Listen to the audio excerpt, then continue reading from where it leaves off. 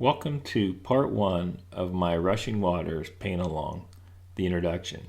In this short video, I'll do a brief overview of the video set. I'll discuss the development objectives for this painting.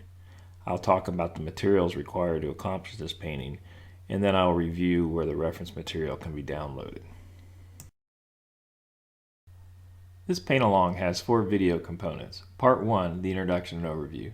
Part 2 is skills exercise, which has 3 exercises aimed at practicing the skill sets required to accomplish this painting. Part 3 is the narrated step-by-step tutorial where I'll walk through the development of this painting. And Part 4 is the demonstration, which is set the music at 3x speed and you can watch the entire painting come together without interruption. These are the development objectives for this paint along.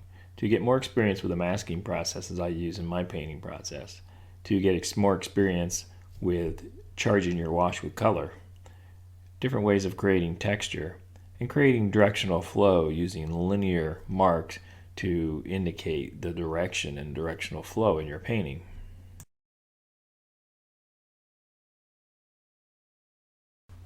These are the materials I use to accomplish this paint along. 2 quarter sheets of 140-pound cold press watercolor paper, 11 inches by 15 inches. A variety of brushes. The paint I used were ultramarine blue, burnt sienna, royal blue, quinacridone coral, quinacridone gold, sap green, and quinacridone violet.